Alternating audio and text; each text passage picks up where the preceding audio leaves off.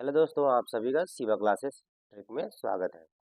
आज हम आपके लिए लेके आए हैं हिंदी के कुछ महत्वपूर्ण प्रश्न जिन्हें हम बारी बारी से करेंगे। ठीक है, तो आइए बिना देर किए शुरू करते हैं।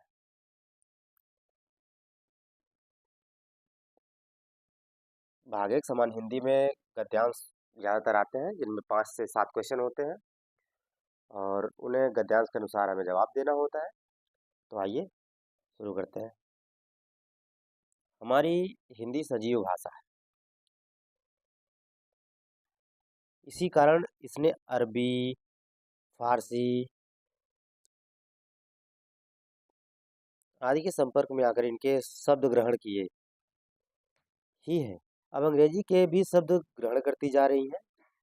इसे दोष नहीं गुण ही समझना चाहिए, क्योंकि अपनी इस ग्रहण शक्ति से हिंदी अपनी वृद्धि कर रही है। क्या भाषा की विशुद्धता के किसी भी पक्षपाती में यह शक्ति है कि वह विभिन्न जातियों को पारस्परिक संबंधों को न होने दे अथवा भाषाओं की सम्मिश्रण क्रिया में रुकावट पैदा कर दे? यह कभी संभव नहीं है। हमें तो केवल इस बात का ध्यान रखना चाहिए कि इस सम्मिश्रण के कारण हमारी भाषा अपने स्वरूप को नष्ट न कर रही, कहीं अन्य भाषाओं के बेमेल शब्दों के मिश्रण से अपना रूप विकृत तो नहीं कर रही है। आइए अब एक एक सवाल करके सॉल्व करते चलते हैं। पहला है कि इसका शीर्षक क्या होगा। अभी हमने हिंदी के बारे में पढ़ा और यहाँ हमने देखा कि पहले अरबी, फारसी आदि के संपर्क यानी कि अन्य भाषाओं के जो भी शब्द हैं वो यहाँ शब्द ग्रहण हो रहे हैं, है ना। तो भाषाओं का सम्मिश्रण क्रिया भी इसमें हो रहा है, वो ग्रहण भी कर रही है, यानी कि कुल मिला के ग्रहणशील ग्रहणशील स्वरूप। ठीक है, यानी कि हमारा सी ऑप्शन सही होगा। आइए दूसरा सवाल लेते हैं हम। सजीव भाषा से तात्पर्य है विभिन्न भाषाओं के सम्मिश्रण से उद्धृत सम्मिश्रित भाषा, या बी ऑप्शन ग्रहण शक्ति से अपने शब्द भंडार को बढ़ाने वाली भाषा, या भाषाओं के नए नए शब्दों को ग्रहण करके बनी नई भाषा, या किसी भाषा का अपने विशुद्ध रूप में होना। सजीव भाषा का तात्पर्य होता है कि ग्रहण शक्ति से अपने शब्द भंडार को बढ़ाने वाली भाषा, यानी कि हमारा बी ऑप्शन सही होगा। ठीक है,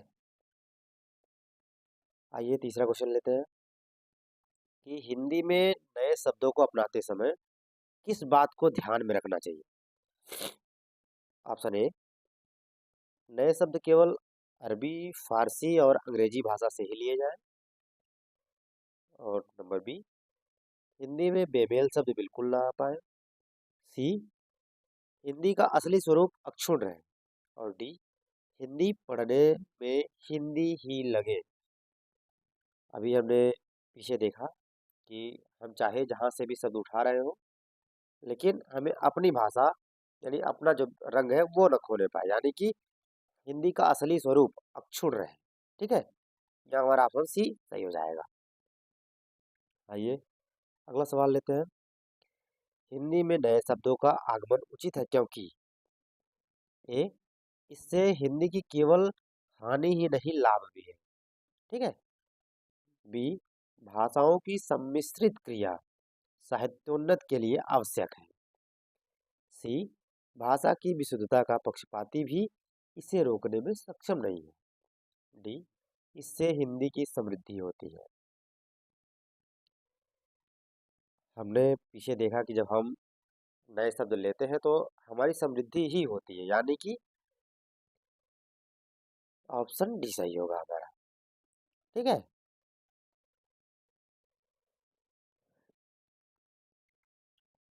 नंबर 5वां सवाल हम देखेंगे और अंतिम सवाल होगा। गद्यांश में आए ग्रहण शब्द के लिए सही विपरीतार्थक शब्द क्या होगा। ठीक है, ग्रहण शब्द के लिए सही विपरीतार्थक यानी ग्रहण का विलोम,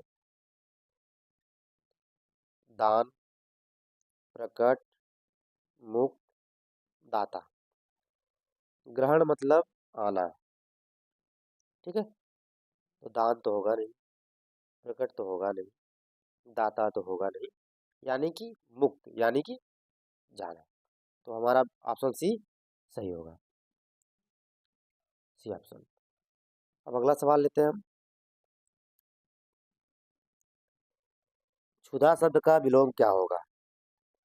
क्षुधा, क्षुधा का अर्थ होता है भूखा। ठीक है, तो भूखा का विलोम क्या होगा? तृप्त। ऑप्शन सी सही रहेगा हमारा। अगला सवाल लेते हैं हम। लघिमा, लघिमा का विलोम शब्द क्या होगा? लघिमा मतलब होता है बुराई करना। ठीक है, यानी अब अगर बुराई देखा जाए, किसी की बुराई करना या किसी का महिमा वर्णन किया जाए। ठीक है, तो हम लोगों का ए ऑप्शन सही होगा। अगला सवाल लेते हैं। निर्दय, जिसमें दया ना हो। ठीक है, तो इसमें सहृदय भी सही होता है, सदय भी होता है, और सह भी होता है, जिसमें सभय ही नहीं होता है। केवल हमारा डी ऑप्शन गलत है। ठीक है, रिजु का विलोम शब्द क्या होता है?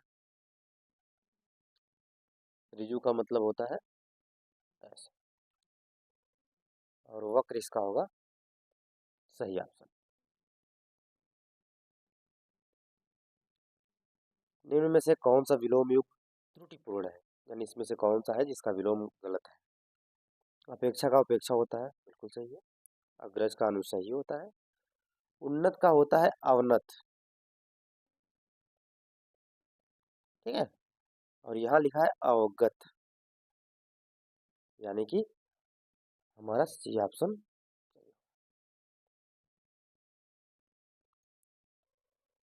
व्यंजन कितने होते हैं? स्वर होते हैं हमारे 13 या 11। ठीक है, अगर 11 ऑप्शन में होता तो 11 मारेंगे, अंग और अ को छोड़ देते हैं। ठीक है, और हमारे जो व्यंजन होते हैं वो होते हैं 33। सॉरी। पर्यायवाची शब्द का अर्थ होता है, विलोम तो होगा नहीं,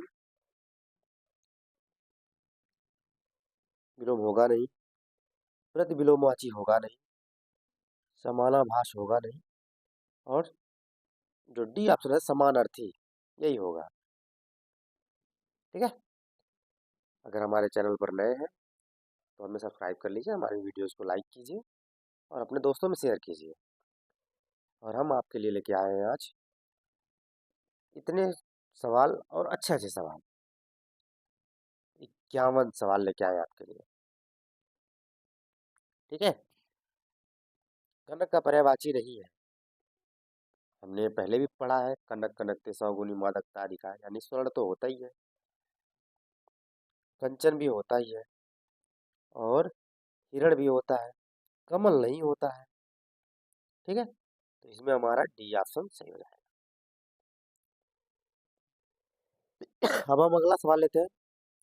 सरस्वती का पर्यायवाची नहीं है, हम माँ भारती भी कहते हैं, माँ शारदा भी कहते हैं, वीणा पाड़ भी कहते हैं, हंस नहीं कहते। ठीक है, तो यह हमारा सही ऑप्शन होगा, ऑप्शन डी। अगला सवाल लेते हैं हम। हिमालय का पर्यायवाची नहीं है, नगराज ये होता है, हिमाद्री होता है, हिमगिरी होता है, कर नहीं होता। कर मतलब होता है हाथ। ठीक है, तो यह हमारा जो बी ऑप्शन है वो सही है। ठीक है, यानी कर, यहाँ हमने ऊपर नीचे कर दिया है, बी सी। आइए अब चलते हैं रिक्त स्थानों की पूर्ति के लिए। आत्मा व परमात्मा का गुप्त विलास क्या है? आत्मा व परमात्मा का गुप्त विलास होता है रहस्यवाद। ठीक है, यानी हमारा ऑप्शन ये सही होगा। अगला क्वेश्चन लेते हैं। गायन्ति देवा किल गीतकानि ध्यानास्तुते गंगम भूमि भागे। डी ऑप्शन हमारा सही होगा।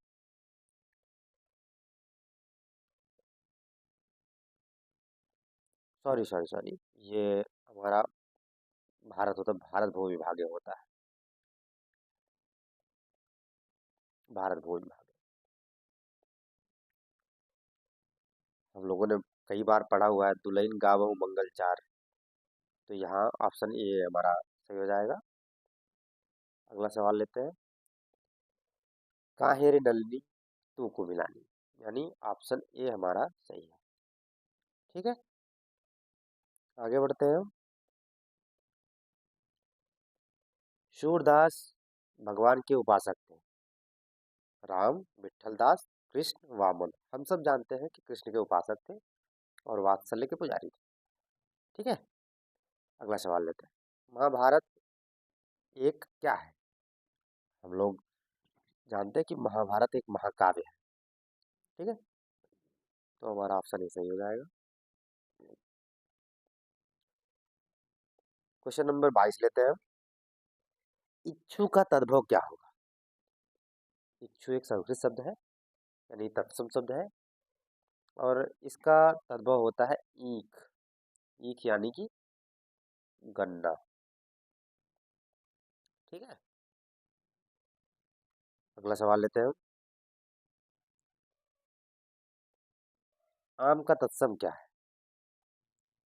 ये आप्र नहीं होगा, यहाँ आम्र होगा। ठीक है, आम्र। और अम्र, गरुड़, रसाल। रसाल भी इसी का पर्यायवाची है, लेकिन आम्र जो है वो तत्सम शब्द है। अगला सवाल लेते हैं 24, कि निम्न में से कौन सा शब्द तत्सम है? जिसमें भी खट्टी सा आ जाए वो तत्सम होता है। तो यहाँ सीधे सीधे हम लोगों ने पा लिया क्लिष्ट। सॉरी, क्लिष्ट हमारा ऑप्शन ए सही हो जाएगा। 25वां सवाल लेते हैं हम। ईंट से ईंट बजाने का मतलब क्या है? जैसे लोग कहते हैं ना कि हम ईंट से ईंट बजा देंगे, यानी कि बर्बाद कर देंगे। ठीक है, ऑप्शन सी हम लेंगे। आगे बढ़े, चलो। उड़ती चिड़िया पहचानना। गांव में बहुत लोगों के साथ आपने कहावत सुनी होगी कि हम उड़ती चिड़िया पहचान जाते हैं कौन सी मेल है कौन सी फीमेल। तो यानी कि मन की या रहस्य की बात समझ ले। ठीक है, या अनुभवी होना, वाक चतुर होना, प्रतिभाशाली होना, इन सब में से जो होता है कि उड़ती चिड़िया पहचानने का मतलब वो होता है मन की या रहस्य की बात समझ लेना। ठीक, ऑप्शन सी हमारा सही हो जाए। अगला सवाल लेते हैं हम। इनमें संख्यावाचक विशेषण कौन सा है? अब संख्यावाचक विशेषण 7, रावण, काला, खट्टा। यहाँ संख्या में सीधे सीधे दिख रहा है हम लोगों को साफ साफ कि 7 है, तो हमें ये ऑप्शन सही हो जाएगा। ठीक है, आगे बढ़ते हैं। हमारे सेशन को लाइक कर दीजिए और अपने दोस्तों में शेयर कर दीजिए। अगला सवाल है, निम्न में कौन विशेषण नहीं? शीतल जल होता है, यानी कि जल का विशेषण तो बता रहा है। श्यामल, सॉरी, और अगला है सुंदर। मोहन जो है वो किसी का नहीं, यानी कि विशेषण है नहीं, किसी का विशेषता बताता ही नहीं। तो यह हमारा डी ऑप्शन सही हो जाएगा। अब हम अगला सवाल लेते हैं कि निम्न में कौन विशेषण है? अनुरक्त, अनुभव, अनुशंसा, अणु। यहाँ हम देखेंगे कि अनुरक्त जो है वो विशेषण शब्द है। ठीक है, ये ऑप्शन हमारा सही है।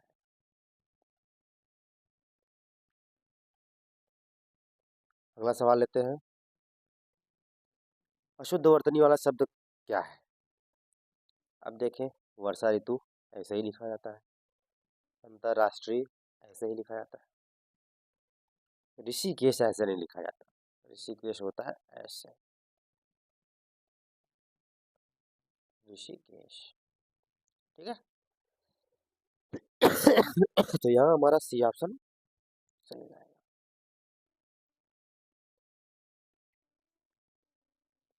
अगला सवाल लेते हैं। शुद्ध शब्द रूप है, ये पूछ रहा कि जो नीचे शब्द लिखे गए हैं सबसे शुद्ध रूप कौन सा जिसे हम लिखते हैं। दुर्निवार ऐसे नहीं लिखा जाता, दुनिवार कोई शब्द ऐसे नहीं लिखा जाता, दुर्निवार ये तो जब संधि विच्छेद करेंगे तो लिखेंगे। ऑप्शन डी है दुर्निवार, ये होगा हमारा सही ऑप्शन। अगला क्वेश्चन लेते हैं। शुद्ध वर्तनी है अनधिकार, अनाधिकार, अनधिकार, अनाधिकार। तो जो ऑप्शन ये है वो हमारा सही है। ठीक है। अगला सवाल लेते हैं हम। शब्दानुक्रम में सही वाक्य है, वह गरीब आदमी था, वह आदमी गरीब था वह गरीब आदमी, और था गरीब वह आदमी। जैसे कि हम फ्लो में ही समझ सकते हैं कि वह गरीब आदमी था, वह आदमी गरीब था। ठीक है। गरीब आदमी न होकर के आदमी गरीब होता है। ठीक है। तो यहाँ हम आपका जो ये ऑप्शन है उसको छोड़ करके ऑप्शन बी लेंगे। ठीक है। यानी हमारा जो बी ऑप्शन है वो सही हो जाएगा। 34वां सवाल हम लेंगे। निम्नलिखित में से शुद्ध वाक्य क्या है? निम्नलिखित में से शुद्ध वाक्य है, यहाँ गन्ने का ताजा रस बिकता है। ताजा रस नहीं होता है, सॉरी, ताजा रस नहीं होता, ताजा गन्ना होता है। ठीक है। यानी कि यहाँ ताजे गन्ने का रस बिकता है। यहाँ ऑप्शन बी हमारा सही ऑप्शन हो जाएगा। अगला सवाल लेते हैं हम। निम्न वाक्यों का सही क्रम संयोजन करते उत्तर की पहचान कीजिए। जैसे, देश जिस समय संक्रांति कालिक, ठीक है, आगे, स्थितियों के बीच से होकर गुजरता है, ठीक है,